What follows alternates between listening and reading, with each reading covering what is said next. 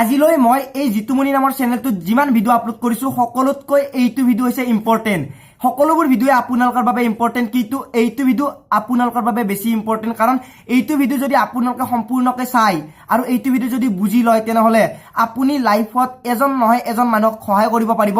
বেলেগক নহলো আপোনাৰ ঘৰৰ মানুহক সহায় কৰিব পাৰিব আপোনাৰ মা দেউতাক সহায় কৰিব পাৰিব কেনেকে আজি মই বহু কেইখন কাগজ লৈ লৈছো সেই কাগজৰ পৰা ওলাই আহিব এইখন কাগজ এই কাগজখন নহলে আপুনি লাইফত ইন্টাৰভিউ দিব নোৱাৰিব পাৰে বা আপোনাৰ চাকৰি নহব পাৰে সেইখনে হল পিআৰসি এই পিআৰসি খন কেনেকে বনাব বা ক'ত গৈ বনাব ফৰ্মখন ক'ত পাব সকলোবোৰ ডিটেইলছ এইটো ভিডিওত জনাই দিম আৰু কেনেকে ফৰ্মখন ফিল আপ কৰিব সকলোবোৰ আপোনালোকে গম পাই যাব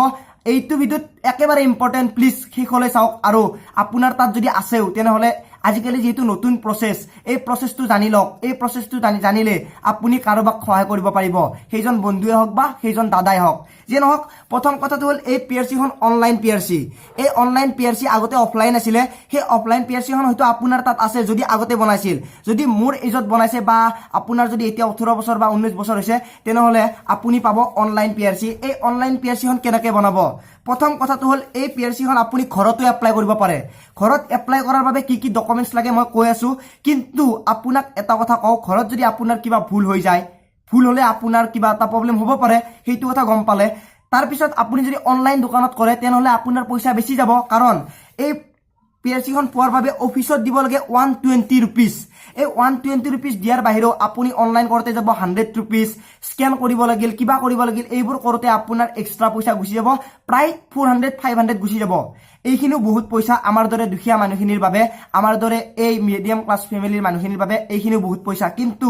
মই আজি আপোনাক কম কেনেকে একেবাৰে কম সময়ত একেবাৰে কম খৰচত এইটো বনাব পাৰিব এইখন পিআৰসি প্ৰথম কথাটো হল এই পিআৰসি বনোৱাৰ বাবে আপোনাক লাগিব এনেকুৱা ধৰণৰ ফৰ্ম এই ফৰ্মখনত থাকিব দুটা বা তিনিটা পেজ এই দুটা বা তিনিটা পেজৰ ফৰ্মখন পাব ক'ত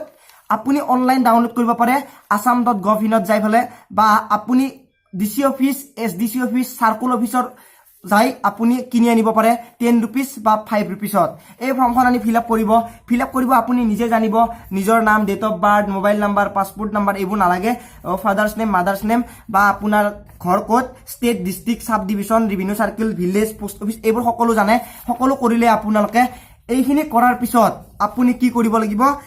লাষ্টত এটা ইয়াতে সাইন মাৰিব লাগিব সাইন মাৰাৰ পিছত এইখন হৈ গল আপোনাক লাগিল এতিয়া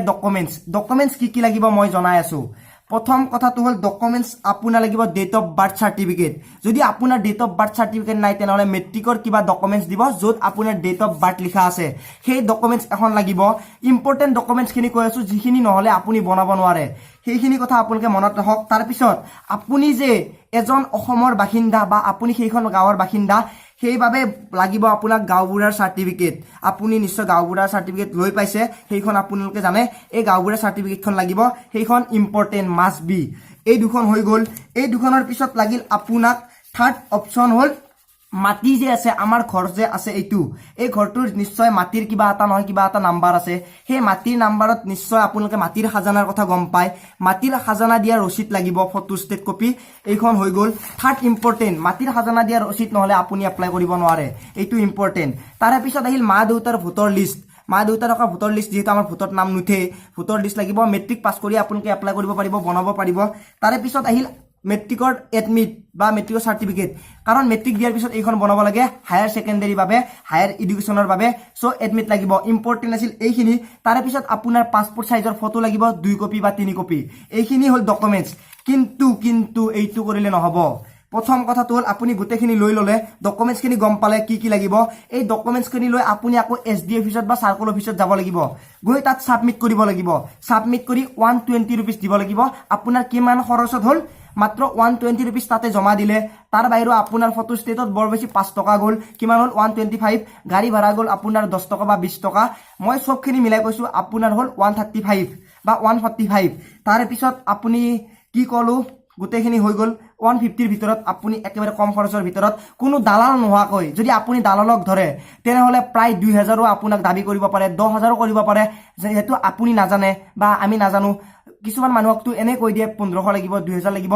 only 150 তে আপোনাৰ হৈ যাব এই পিআৰসি খন আপোনালোকে 150 তে হৈ যাব সো এইখিনি আছিল আপোনালোকৰ বাবে এইটো ভিডিও নিশ্চয় আপোনালোকে হেল্পফুল হ'ল সকলোকে শ্বেয়াৰ কৰি দিয়ক এইটোই মোৰ কামনা থাকিল আৰু যেতিয়া সাবমিট কৰিব সাবমিট কৰাৰ লগে লগে আপোনাক এখন একনলেজমেন্ট পত্ৰ দিব এইখিনিত একনলেজমেন্ট বুলি লিখা থাকিব সেই একনলেজমেন্টখনত আপোনাৰ এপ্লিকেশন নাম্বাৰ বা ৰেজিষ্ট্ৰেচন নাম্বাৰ লিখা থাকিব সেই ৰেজিষ্ট্ৰেচন নাম্বাৰত আপোনালোকে মোবাইলত চেক কৰি থাকিব পাৰিব আপোনাৰ PRC খন হৈছে নে নাই এই ওয়েবসাইটত গৈ সিহঁতক খুদিলে কৈ দিব তাৰ পিছত আপোনাৰ 15 দিন বা 20 দিন বা এক মাহ পিছত নিজে নিজে আহিব আপোনাৰ অৰিজিনেল ডাইৰেক্ট ডিসি অফিসৰ পৰা আহিব সেইখন PRC যিখন আপোনাৰ কোনো ধৰণৰ ভুল নহয় কোনো ধৰণৰ ভয় নাথাকে সেইবাবে দালালক দিয়াতকে নিজে কৰিব যেহেতু মই এক্সপেৰিয়েন্সৰ পৰা কৈছো মই বহুত খুচৰি বনাইছো বহুত ভাবি চিন্তি বনাইছো বহুত মানুহৰ লগত লগ লাগি মিলি বহুত কথা জানি বনাইছো সেইবাবে আপোনালোকৰ লগত শ্বেয়াৰ কৰিছো এইটো আছিল ইম্পৰ্টেন্ট ভিডিও আৰু আপুনি যদি এনেকুৱা ভিডিও জানিব বিচাৰে কেনেকৈ PRC বনাব কেনেকৈ SC বনাব কেনেকৈ ST বনাব ST সাৰ্টিফিকেট যে নহওক যদি লাগে তেনে কমেন্ট কৰিব কাৰণ মোৰ এইখিনি এক্সপেৰিয়েন্স আছে এইখিনি মই জানো যদি আপোনালোকক জনাব লাগে তেনেহলে জনাই দিম কিমান কম খৰচত বনালে আপোনালোকে গম পালে সো নিজৰ দাদা বাইদেউ মা দেউতাক সকলোকে বনাই দিয়ক একেবাৰে কম খৰচত কম পইচাত আজি ভিডিওত এইখিনি প্লিজ শ্বেয়াৰ কৰি দিয়ক এইটো মোৰ ৰিকুৱেষ্ট আজিলৈ মানে পুনৰ লগ পোৱাৰ আশাৰে মই